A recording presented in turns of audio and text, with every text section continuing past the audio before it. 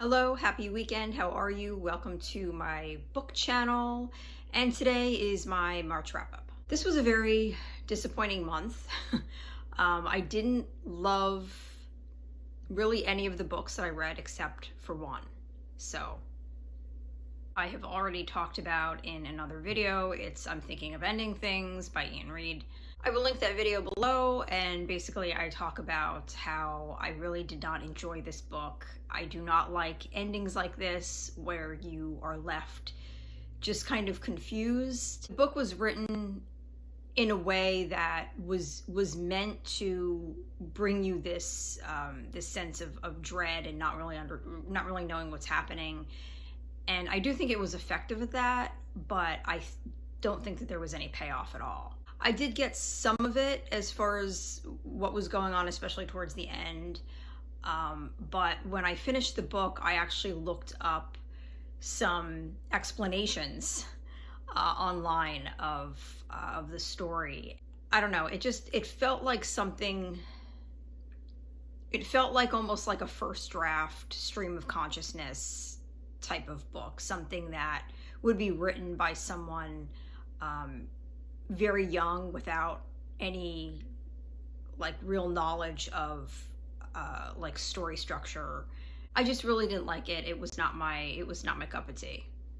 I DNF'd Empire of the Vampire by Jay Kristoff. I really wanted to like this book. I love vampires. I love the vampire mythology, but I just couldn't get into it.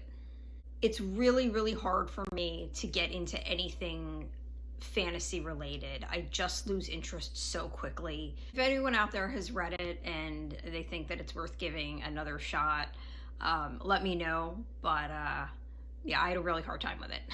Still getting through Little Heaven by Nick Cutter. I am loving this book, but for some reason it's taking me so long to get through. It's very densely written. I read The Troop by this author and I loved it, and I got through that one fairly quickly, so I'm not quite sure why it's taking me so long, but I'm really loving it and I cannot wait to finish it.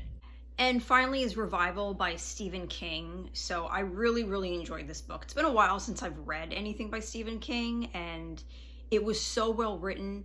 It was not overly long, it was not meandering, it was pretty tightly written for a Stephen King book. It's written through the eyes of a man named Jamie Morton, and we first see him when he is a little boy. He's growing up with his family, and his family meets this pastor who can perform miracles on people.